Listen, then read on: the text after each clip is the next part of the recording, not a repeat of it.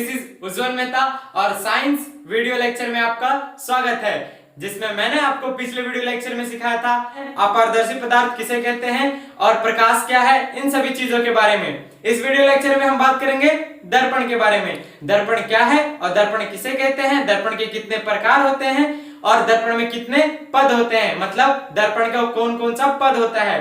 तो इन सभी बातों पे इस वीडियो लेक्चर में बात करेंगे। तो चलते हैं सबसे पहले दर्पण पर। तो चलिए बात करते हैं दर्पण के डिफिनेशन पर। क्या है दर्पण? दर्पण क्या है? जब किसी कांच का एक भाग कलर या रंग किया जाता है तो बने पदार्थ को दर्पण कहते हैं। आपको दर्पण स्क्रीन पे दिखाई दे रहा होगा। दर्पण किस तरीके का होता है? आपने अपने घर में शीशा देखा होगा। शीशा का एक भाग चमकता रहता है और पीछे वाला भाग कलई किया हुआ रहता है, पेंट किया हुआ रहता है। उस साइड अगर आप अपना फेस करके देखिएगा तो आपको दिखाई नहीं देगा। अगर वही दूसरी साइड आप देखिएगा तो आपका प्रतिबिंब आपका प्रतिबिंब शीशे में दिखाई देगा।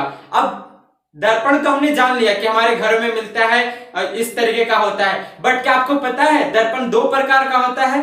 हाँ, दर्पण दो प्रकार का होता है। कौन कौन सा दर्पण? तो समतल दर्पण और गोलीय दर्पण। अब यह समतल दर्पण क्या है और गोलीय दर्पण क्या है उसके बारे में जानते हैं। तो सबसे पहले समतल दर्पण। समतल दर्पण वो दर्पण है जिसका उपयोग आप अपने घरों में करते हैं। हालांकि मैं डिफिनेशन दूंगा, बट अभी आप ऐसे समझिए मोटा मोटे कि जो आप लोगों के घरों में मौजूद रहता है फेस देखने के लिए या फिर कुछ और काम करने के लिए, वो दर्पण रहता है समतल दर्पण। अब गोलीय दर्पण, गोलीय दर्पण का उपयोग हम यहां नहीं करते हैं। पहले तो जानेंगे कि गोलीय दर्पण क्या है, किस तरीके का है।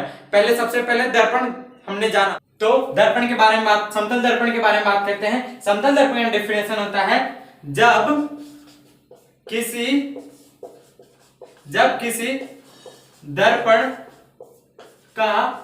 जब किसी दर्पण का सतह समतल हो तो उसे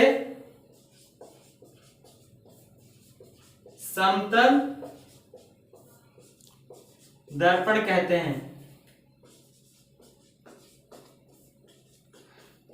तो आपने समतल दर्पण देख लिया, समतल दर्पण किसे कहते हैं। अब आगे हम बात करते हैं गोलीय दर्पण के बारे में। गोलीय दर्पण क्या है? तो गोलीय दर्पण का आपने उपयोग सैलून या फिर आपने देखा होगा कि ट्रक बस वाले के पास एक साइड मिरर होता है या फिर कार में साइड मिरर होता है, वो जो दर्पण रहता है वो गोलीय दर्पण रहता है। अब गोलीय दर्पण क्या है उसका पहले डिफिनेशन जानते हैं, उसके बाद में हम लोग उसके प्रकार के बारे में भी बात करेंगे। तो चलिए, गोलीय दर्पण यानी स्फेरिकल मिरर, जब किसी खोखले कांच के गोले को काट कर उसके कटे हुए भाग का एक सतह कलई या रंग किया जाता है तो उसे गोलीय दर्पण कहते हैं।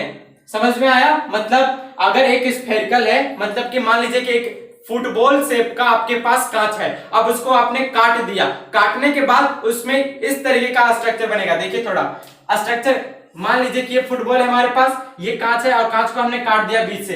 काटने के बाद आपको इस तरीके का स्ट्रक्चर बना, और ये स्ट्रक्चर जो बना, इस स्ट्रक्चर में आपने क्या किया, एक तरफ बाहर से कलई कर दिया, मतलब कि सपोज कीजिए इधर से मैंने पेंट कर दिया या फिर अंदर से किया। तो ये जो दो तरीके से पेंट हुआ, इन्हीं दोनों तरीके पे दो प्रकार में बट गया। क्या? दर्पण। कौन कौन सा? अवतल दर्पण, जिसको इंग्लिश में बोलते हैं कॉनकेव मिरर, और फिर है सेकंड हमारा उत्तल दर्पण, जिसे इंग्लिश में बोलते हैं कॉन्वेक्स मिरर। ये इन्हीं दो प्रकारों में बट गया। अब चलते हैं अवतल दर्पण कैसे जानेंगे कि ये अवतल दर्पण है, और उत्तल दर्पण को कैसे जानेंगे कि ये उत्तल दर्पण है। तो चलिए जानते हैं अवतल दर्पण के बारे में। अवतल दर्पण क्या है? अवतल दर्पण यानी कॉनकेव मिरर, जब गोले के कटे हुए भाग का बाहरी सतह कलई या रंग किया जाता है तो बने दर्पण को अवतल दर्पण कहते हैं। ये तो समझ में आया। अब क्या कह रहा है बाहरी सतह? मैंने अभी जस्ट समझाया था आपको कि मान लीजिए कि आपको एक कांच का गोला दे दिया गया, अब आपने इसको क्या किया, बीच से काट दिया, और काटने के बाद क्या कहता है, अवतल दर्पण कब बनता है? जब गोले के कटे हुए भाग का बाहरी सतह, यानी आपको समझ में आ गया होगा, यानी बाहर कहां कहां पे हो रहा है, एक इधर बाहर में हो रहा है और एक इधर बाहर में हो रहा है। मतलब आपको समझ में आया? ये पूरा गोल है और गोल को हमने बाहर चारों तरफ से क्या कर दिया, पेंट कर दिया और बीच से काट दिया। तो अब ये जो दर्पण है, यानी ये वाला दर्पण और ये वाला दर्पण, ये दोनों कैसा दर्पण है? अवतल दर्पण है। थोड़ा फील समझ में आया। अब आगे बढ़ते हैं हम उत्तल दर्पण के बारे में। उत्तल दर्पण यानी कॉन्वेक्स मिरर। कॉन्वेक्स मिरर जब किसी गोले के कटे हुए भाग का भीतरी सतह कलई या रंग किया जाता है तो बने दर्पण को उत्तल दर्पण कहते हैं। ये कैसे हो गया? तो देखिए, मान लीजिए कि आपके पास एक और गोला है कांच का। अब आपने क्या किया, इसको फिर से काट दिया और काटने के बाद में आपने क्या किया कि भीतरी हिस्सा को कलई कर दिया। ये देखिए मैंने कलई कर दिया। अब ये जो कलई किया मैंने कहां से किया? अंदर के साइड से किया। अब ये जो अंदर के साइड से किया तो इधर तो कलई नहीं किया, यानी अगर जब मैं यहां पे खड़ा होऊंगा तो मेरा प्रतिबिंब इसमें पड़ेगा। अब इसमें पड़ेगा तो इधर दिखेगा, और अगर मैं इसमें कहां पे खड़ा हुआ, इसके अंदर इस साइड खड़ा हुआ, तब मेरा प्रतिबिंब इधर बनेगा। आपको फील समझ में आ गया होगा कि यानी हमें किस तरीके से लेना है। देखिए यहाँ पे आपको स्क्रीन पे दिखाई दे रहा होगा अवतल दर्पण और उत्तल दर्पण का एग्जाम्पल किस तरीके से होता है। अभी आपने क्या जाना? दर्पण के बारे में जाना कि दर्पण क्या है। दर्पण दो प्रकार के होते हैं। कौन कौन? समतल दर्पण और गोलीय दर्पण। और गोलीय दर्पण भी दो प्रकार के होते हैं, अवतल दर्पण और उत्तल दर्पण। अब बात ये आती है कि जब दर्पण हम जान गए तो दर्पण हम क्यों उपयोग करते हैं? अपनी प्रतिबिंब को देखने के लिए। प्रतिबिंब का मतलब अपने फोटो को देखने के लिए, इसीलिए तो यूज करते हैं। अपने घरों में आपने ऐनक को क्यों रखा है? क्यों? ताकि हम अपने फेस को देख सकें, इस वजह से। तो अब जानते हैं कि प्रतिबिंब यानी जो हमारा फोटो बनता है वो किस किस आधार पर बनता है या किस तरीके का बनता है। एक बात चलिए पहले जानते हैं, उसके बाद में बताता हूं क्या है कि प्रतिबिंब का डिफिनेशन जानते हैं सबसे पहले कि इस वीडियो लेक्चर में प्रतिबिंब कैसे है, मतलब कि दर्पण में प्रतिबिंब किस तरीके से बनता है। तो सुनिए, प्रतिबिंब यानी इमेज जब किसी वस्तु से प्रकाश की किरण टकरा कर किसी न किसी बिंदु पर कटती है या कटती प्रतीत होती है तो इस बिंदु पर बने आकृति को प्रतिबिंब कहते हैं। इतना समझ में आया? समझिए, अभी समझिएगा केवल। प्रतिबिंब दो प्रकार के होते हैं। कौन कौन? वास्तविक प्रतिबिंब और आभासी प्रतिबिंब।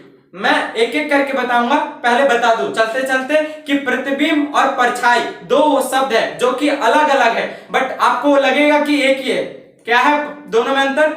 तो प्रतिबिंब हम कलरफुल होता है, मतलब रंगीन होता है। जब आप ऐनक में अपना फेस देखते हैं तो क्या आप, अगर सपोज कीजिए मैंने ब्लू पहना है अभी, तो आपको भी वो ब्लू कलर ऐनक में नजर आएगा।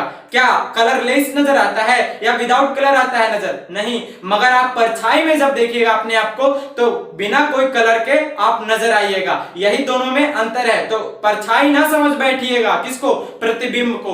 प्रतिबिंब और परछाई अलग अलग चीज है। अब एक एक करके जानते हैं कि वास्तविक प्रतिबिंब कहां है, और वास्तविक प्रतिबिंब कैसे बनता है और आभासी प्रतिबिंब कैसे बनता है। तो चलिए जानते हैं वास्तविक प्रतिबिंब और आभासी प्रतिबिंब के बारे में। ये क्या है? प्रतिबिंब के ये दो प्रकार हैं। तो सबसे पहला प्रकार है वास्तविक प्रतिबिंब यानी कि रियल इमेज। जब किसी स्रोत से निकला प्रकाश की किरण किसी वस्तु से टकराकर किसी बिंदु पर कटती है तो बने प्रतिबिंब को वास्तविक प्रतिबिंब कहते हैं। और साथ में एक बात और याद रख लीजिएगा आप कि यह हमेशा उल्टा बनता है। कैसा बनता है? उल्टा बनता है। अब दूसरा है आभासी प्रतिबिंब यानी कि वर्चुअल इमेज। जब किसी स्रोत से निकला प्रकाश की किरण किसी वस्तु से टकराकर किसी बिंदु पर कटती प्रतीत होती है तो उसे आभासी प्रतिबिंब कहते हैं। यह हमेशा सीधा बनता है। अब ये यहाँ पे भी एक बात याद आपको रखना है कि यह हमेशा सीधा बनता है। यानी समझ में आया क्या कि यह हमेशा सीधा बनता है। अब यहाँ पे बात ये आ रही है कि अब भाई आपने वास्तविक प्रतिबिंब और आभासी प्रतिबिंब को तो डिफाइन कर दिया। अगर आप चाहते हैं कि ये सारी जानकारी, ये जो डिफिनेशन मैंने लिखे हैं, ये डिफिनेशन आप पीडीएफ के रूप में, तो मैंने उसका लिंक डिस्क्रिप्शन बॉक्स में दे दिया है। आप वहां जाइए और क्लिक कीजिए और डाउनलोड कीजिए और फेयर कॉपी मस्ट भी बनाइए। अब सुनिए, तो आज के लिए इतना ही। मिलते हैं अगले वीडियो लेक्चर में जिसमें मैं आपको बताऊंगा कि दर्पण के प्रमुख पद क्या है। तो आज के लिए इतना ही। मिलते हैं अगले वीडियो लेक्चर में। तब तक के लिए धन्यवाद।